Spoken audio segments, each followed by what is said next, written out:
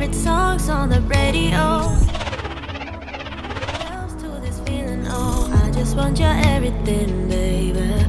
I'll be deep under your influence tonight. Ooh, keep it coming, babe. I don't mind another round. Drinking from your bottle, baby, calling it wasted love, wasted love. I can't get enough of my baby. I'ma be wasted love, wasted love. I'm spilling liquor on the carpet, on the couch. I feel it dripping from my mouth. Drinking from your bottle, baby, calling it wasted love, wasted love. Moon is rising and the stars are coming now, but we're missing 'cause we're way down. I hope you guys enjoyed that little dance video. If you did, definitely hit that like button, especially because my homies Nithya and Nargis put in work. I made that choreography on the spot and they picked it up, put in work over the week, and then dished it out. So huge shout out to them. Huge shout out also to Harleen and Lakshmi for helping me film everything behind the scenes and things of that nature, because I was kind of also in the dance but also filming every now and then. But yeah, in today's video, basically I'm just going to show you how you could film your own dance video at a basic fundamental level and then kind of just take it wherever you want. So let's get right into it. So I'm gonna give you guys a couple notes to keep in mind before you actually go shoot that dance video. So number one is that you wanna actually talk to the choreographer. If you're not the choreographer yourself, like I was, then definitely make sure you discuss the vision, the overall edit, and how you're gonna actually be capturing the movement. This is not only going to help you actually see what you're filming, you're actually going to be able to effectively emphasize the moments in the choreography because you understand the movement beforehand as well as the location relative to the overall idea that's going on between you and the choreographer. And if you're the choreographer in the situation and not the videographer, definitely make sure you go as in-depth as you can to help your vision come to life. Don't hesitate and don't be afraid, because people are really friendly and usually videographers as well. Now let's actually talk about some of the technical things. Use whatever camera you want, but when it comes to lens, I highly suggest you use a lens that's from 16mm to 75mm or in that range, because that range is going to allow you to get any shot that you would typically need for a typical dance video. And also, if you want to know what I particularly use when it comes to lens, I'll leave a link to a playlist right here and you can check that out. Another thing you want to have is actually this guy right here, which is basically just a gimbal. You want a gimbal so you can stabilize all your footage, especially with all the movement you're going to be doing with your camera relative to all the movement that the dancers are going to be doing. And if you're like me in the beginning, where I didn't have a camera, I didn't have a crazy lens, or I didn't have a gimbal of that nature, then what I would do is actually just use my phone and basically get a phone gimbal, and that works out just fine. And if you haven't been doing this already, always shoot in 4K, because in these type of videos, in the editing process, you're typically going to be punching in and out quite a bit, and you don't want to lose any quality in the video when you do that. Speaking of editing and cool videos and things of that nature, if you're new here, welcome to a new era. What we typically do is creative filmmaking, so if you're into that, consider subscribing because I'd love to have you. Now let's actually dive into filming the dance sequence.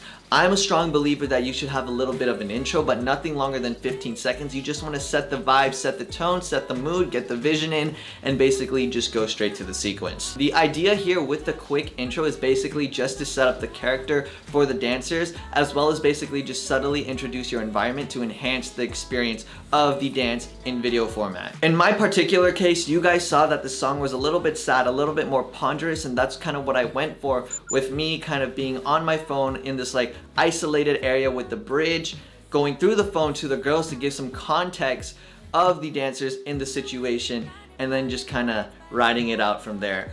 I'm not going to go behind the scenes as to how I actually filmed this part of the sequence, because that's not what this video is about. But if you do want to know how I typically do my transitions and things of that nature, I'll leave, once again, another link to a playlist that you could check out my style. So for the first section of the dance sequence, which is basically the verse of the song, we started with a little bit of a zoom out transition. A zooming out transition before the dance actually begins is always a great way to start your dance video, and it's pretty much my go-to if I'm doing a low budget or straightforward dance video. Also, depending on the vision, depending on what you and the choreographer have decided, for every section of the dance, you always want to get a wide shot of every dancer, of the environment basically surrounding those dancers, and as well as a close-up shot, which is basically, I would say, from about mid-thighs to a little bit above the head, just because you want to be able to switch in and out of these different perspectives to make the video a lot more interesting. The wide angles are typically going to be for formations, to see all the dancers, to basically just give a whole establishing view of the sequence, whereas the close-up shots are for small movements such as this, some facial expressions, which in my case I just didn't have, or to just bring an extra perspective to make the boring parts of the dance, no offense to anyone, a lot more interesting. And as I just explained, you can actually see this in the first section of the dance, where I basically switch into that closer perspective just to make the video a lot more engaging. Moving on to the second section of the dance, which is basically just the first part of the chorus of the song, we went with just the typical wide angle view, but at a lower angle, just to make it look a lot more powerful. And the reason for that is because that's when the chorus, the song, is actually building up itself and the moves are getting larger and a lot more definitive. And now section 3 of the video, this is the girls part, and basically all I did there to make it stand out from the rest of the dance sequence is I added a lot more movement on the gimbal, while also adding a close-up on particular moments where they're hitting the basses, the snares in the song, just to emphasize those moments, and basically then transition it out back to the typical finale. And now finally, the last part of the dance sequence, section 4, which is the end of the chorus, we kept it at a wide view because we didn't want to take away from the dance.